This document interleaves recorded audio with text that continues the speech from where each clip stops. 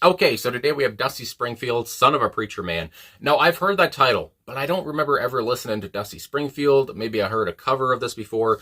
And honestly, Dusty Springfield, I thought it was a band, but I think I was thinking of Buffalo Springfield, so I gotta put some respect in her name. She has been requested a few times, but we're finally getting into her now. 2.5 minutes long here, no video, just the official song. So here we go. Talk about it after. Let's go.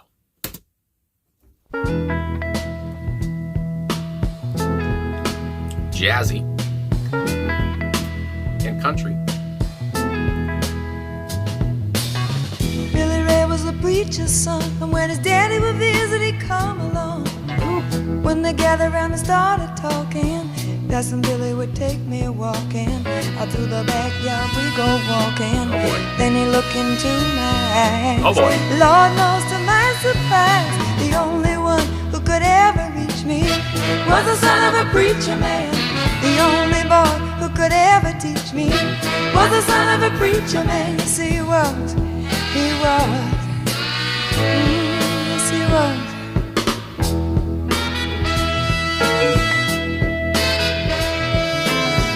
Being good isn't always easy. Uh-oh. No matter how hard I try. When he started sweet talking to me, he'd come and tell me everything is alright. He'd kiss and tell me everything is alright. Can I get away again tonight? The only one who could ever reach me was the son of a preacher man. The only boy who could ever teach me was the son of a preacher man. Yes, he was. He was. Lord knows he was. Yes, he was. How well I remember the look was in his eyes, stealing kisses from me on the slide, taking time to make time, telling me that he's all mine, learning from each other's knowing, looking to see how much we've grown, and the only one who could ever reach me was the son of a preacher man. The only boy who could ever teach me was the son of a preacher man. Yes, he was. He was. Oh, yes, he was. The only one who could ever reach me. He was the sweet talking son of a preacher man. The only boy who could ever teach me. I guess he was the son of a preacher. The only one who could ever move me sweet was the son of a preacher. The only one who could ever move me was the son of a preacher man.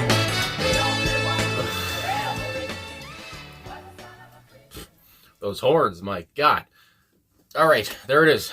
Dusty Springfield, Son of a Preacher Man. Like I said, only 2.5 minutes long, so we're in and we're out. And by the time we're out of it, I mean, it leaves you astonished, I would imagine, especially for me here, because, like I said, I do believe this is my first time ever listening to it, although that chorus is just, I feel like, known, and unless you've lived under a rock like Patrick Star, you've heard Son of a Preacher Man. You've at least heard that title. So anyway, but again, I feel like I would remember Dusty's voice because it's so distinctive and it's so beautiful. I mean, I gotta talk about her voice here off the top. I mean, it's elegant, and maybe I think of elegant because I was looking at pictures of her. She had these elegant dresses on, these gowns, I guess you would say, with the beehive hairdo, and it's just, I mean, she looked extravagant, she looked elegant. I was watching some of her interviews as well, and the way she talked, it just sounded classy. And what I like about it, too, is that, you know, obviously she was from London, England, I do believe, and she came to Memphis, and she recorded this album with that southern sound, and I believe the backing band here were called the Memphis Cats. We'll talk about them soon as well when we get into the personnel. But, so yeah, I don't know if that happened a lot. I mean, I'm just a guy on the internet here in Canada in his own room. But, like, where a British singer would go to Memphis and record an album and do a song that was, I mean, I know it's a country song and it has some country feel. I mean, it's jazzy and it's country, but at the same point, her voice isn't really country. I mean, her voice is more, I guess, again, jazzy, and it's just kind of more whatever the hell she wants it to be because it's just, it's nuts. So anyway, so I just love how that all came to be anyway. And, as well, to my knowledge, apparently there were some problems in the studio, or Dusty almost quit at different points. She didn't want to do the whole thing. Anyway, from what I've seen, and thank God she didn't quit. And you would never, I guess, know really that there was any problems with just this song here and just how it came out and how it's so clear and how it's just so smooth. And so anyway, I just like knowing that I guess there were some problems, but they got through it. And to go back to her voice, though, it's velvety. it's thick. You know, she has a wide range here as well, vocally, vocal range. My God, that's nuts. And the way she would go from delicate, because the song starts off so smooth, and I think I said at one point, there's so much swagger here. My God, and there's so much pizzazz. I mean, my God, as well. But the way she would go from delicate, and like the whole song's delicate. And I was thinking, okay, this is probably going to build up and go just crazy. And it did. And the way that her voice would do the same thing, go from delicate and transition into a powerful tone. And the way she would transition so smoothly and so easily. I mean, it seemed like this was just so effortless to her. The way she could just belt out a line just out of nowhere. I mean, it feels like she could have just woke up in the morning, not have talked, you know, until the last night. And went into the studio and just started fucking belting so beautifully. It's just nuts. I mean, I don't know. There's something about her voice where it's just, again, it's smoky as well. It's hazy. All these things. And that's how I envision the studio as well. I imagine people smoking cigarettes and just doing their own thing, whatever. And getting this done. And I don't know. I just love that whole kind of energy that was given off here on this track. And again, her voice, I don't know. She was, I think, 29 here. She was born in 1939. This song came out in 1968. So yeah, do the math. She was 29. I mean, yeah, she's near 30 there. And I mean, I guess you would expect her voice to sound a bit like this, but still, her voice seems even mature for 29. It's just, I don't know. It's crazy to me. I don't know. And that's something you forget sometimes, doing reactions and, you know, just doing one song to the next and not even thinking about when they came out and how old these people were. Or how young these people were, I guess, and being like, my God, what a voice for a 29-year-old. Still, to me, it's just crazy. And how she just seemed to be so in her element here, the way she, and I'm sure a lot of these lines that she was singing, I imagine, were on the lyric sheet, whatever. But especially near the end of the track too, it's just where she's almost seeming to scat, or where she's just doing her own thing, whatever. You know, he was the son of a preacher, man. It's just, I don't know. It just sounded so. What the hell is the word? I have said easy going the whole way through, but it just seemed like it just came out and she knew what to do. And she knew what fit the song. She knew what fit the track. And I mean, this for being from 1968, I don't know if it was seen as taboo. I haven't really read much about it, but I feel like it probably was, you know, taboo, or if it was, I feel like it's ahead of its time, because the song is so horny. And I'm not just talking about the horn arrangements here that were wild and spirited, and how they would get louder at different points. It almost startled me. Just that screeching horn, especially near the end of the song, I was like, holy moly. But, so the horn arrangements were perfect. But the song's horny in the way that it's arousing. I mean, it seems to be pretty sexual. We're talking about going in the back of the woods with a preacher man's son here. And, well, I guess the son of a preacher man. And, yeah, so it's just, it's crazy to me. And, that I guess this came out in 68, because again, I think maybe some people probably were like, you're not going to listen to that. I'm sure it's banned in some households. That just comes to my mind anyway. But yeah, it's just, I mean, she was letting everything flow here. And it's just, I mean, yeah, it flowed so easily from everything, her voice, and to the music behind her. And I talk about the horn arrangements. Obviously, those are the big focal point aside from her voice. But I mean, as well, the bass here was very bold. I thought, I just really enjoyed that. I loved how off the get-go, I want to say it was an organ or a piano anyway, that really kind of started this off. It was very, again, easy going. I can't say that word enough. It just seemed like everything was so effortless. I just, the same words I'm using, but that's just really what comes to my big fat head. And it just seemed like they knew how to piece things around her voice, and when to, again, shoot up, that doesn't sound right to say, but when to, I guess, make the horns more distinctive when she wasn't singing, I guess you would say. But yeah, there's just so much energy here, and it's just nuts to me. But holy moly, what a voice. My first time hearing a voice here, I do believe. I don't remember anything about her, but it's very distinct, and like I talked about, very mature and very thick, and just that smoky, hazy kind of feel. And she's very vulnerable here as well, too. And for good reason. I mean, you're talking about the son of a preacher man and going to the backwoods, like I said. We'll get to the lyrics in a sec. But, yeah, she's very vulnerable, and she's very much in her feelings here, and talking about this preacher's son and what he's doing to her. I mean, and a couple different ways, I guess. But so of course, would you believe it, Dusty Springfield's on lead vocals here. And then we go to the Memphis Cats here, the session musicians that I believe are on this track. This is what Google is telling me anyway. So on guitar, Reggie Young. Bass, Tommy Cogbill, I want to say. And I talked about the bass guitar work there. Just, I don't know, I was trying to listen to other things besides the horns, because I wanted to hone in on some different instruments. And very playful. I mean, a lot of it was very playful, and it just seemed like they were having a good time, even though, again, like I say, apparently Dusty wasn't always having a good time while recording this, but you never know.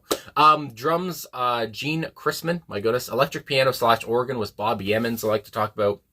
I believe that's really kind of what set off the song. But also, there was also Bobby Wood was also on piano here. So either way, Bobby or the other Bobby, we had a Bobby starting off the song. Then the conductor on the horns was Gene Orloff and Arif Mardin, I want to say. And and that's all there. And we got the first verse here. Billy Ray was a preacher's son, and when his daddy would visit, he'd come along. Now, to me, as a son of a plumber, I think of Dusty Rhodes, I would tag along with my dad to jobs, but I would never go in the backwoods with with anybody. But anyway, so that just comes to my mind, tagging along with your dad, because why the hell not? Nothing else to do. When they gathered round and started talking, of course, talking about religion, talking about Christianity, of course, that's what comes to my mind. But for Billy Ray and the narrator here, that's not what they wanted to do. That's when Billy would take me walking. And when I heard this, I was like, uh-oh, here we go. Out through the backyard, we'd go walking. Then he'd look into my eyes. Lord knows, to my surprise. Some of these lines, and as they go on out throughout the chorus and the outro, like I think I already alluded to, you would think it's almost filler. But the way that she sings them, it's not filler. It's just, there's so much emotional depth to every line she gives off here. There's so much feel and there's so much passion, and I just love it. Anyway, that's pretty straightforward though. I mean, yeah, the son of a preacher man, the son comes along with the dad here, and then they go out walking sneakily, of course, and slyly, and I like how she alludes to that a couple times throughout the lyrics here, that their parents are probably not in favor of doing this, and and that's why I would imagine too the song is very ahead of its time, and why some parents probably didn't want their kids listening to it. I mean, that's what comes to my mind. Then we have the chorus. The only one who could ever reach me was the son of a preacher man. The only boy who could ever teach me was the son of a preacher man. Yes, he was. Yes, he was. Ooh, yes, he was. And it's just, I just love that. And again, from the backing vocalists there too behind, Dusty just added that extra something to her voice. Anyway, I just really enjoyed how, I guess the only one that mattered to her was this preacher man's son. And they seem to be all over each other in more ways than one. And that rhymes. Verse 2, being good isn't always easy. Oh my goodness, hello. No matter how hard I try, sometimes you just gotta be bad. My God, when he started sweet talking to me, that's when everything started going. He'd come and tell me everything is all right. He'd kiss and tell me everything is all right. Can I get away tonight? And the way this song built up more and more from, going on from that second verse to the chorus, I just loved it. It was just money. Obviously, again, they loved each other here so much, kissing and touching, and I mean, my God, everything's going to be all right. No one's going to find out maybe about our time in the backwoods together. I don't know. He's giving her a lot of, I guess, comfort, it seems like, in more ways than one, once more. Then we have the bridge. How well I remember the look that was in his eyes. And that look in his eyes, I feel like that's been talked about a couple times now. And, seemed like they had the same look with each other. The look was in his eyes, stealing kisses from me on the sly. On the sly, once more, talking about how this shouldn't be happening. We're doing this sneakily, and but here we are. Taking time to make time. That's a great line. Taking time to make time for us. Telling me that he's all mine. Learning from each other's knowing. Looking to see how much we've grown. And you go into the chorus and look to see how much we've grown. I think about how maybe this relationship has now gone on for years. Maybe this relationship, maybe now people know about it, and how they, they've grown with each other. But I also think about too, maybe when mine's in the gutter.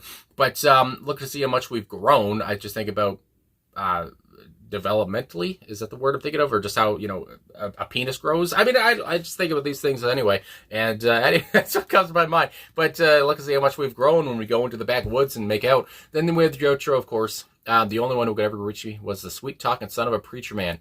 I guess the son of a preacher man, the sweet-loving son of a preacher man was the son of a preacher man. My God. And, I mean, this son of a preacher man just seems to have all the charisma in the world. He just seems to be so smooth. I mean, seems like a lot of people could learn some lines from him, or learn some ways to pick up whoever you want from him. I mean, it seems like he just is full of, like I say, charisma, and just full of spunk and everything else. But, yeah, what a sweet talking song. What a song to kind of, a lot of positive energy here too. And a song to just kind of really, I guess that was probably very relatable for a lot of people who, I guess, did these type of things when they were in their teens or whatever. So I just really enjoyed that. And I just love the energy it gives off. And I love how Dusty sings it, of course. So, I mean, I guess that's all I got to say there. So thanks for watching. Thanks for liking, subscribing, commenting. Thanks for requesting Dusty. Finally got to her. And now I finally know that it's not a band. It was a woman. And so thanks for everything. And I'll talk to you guys again soon.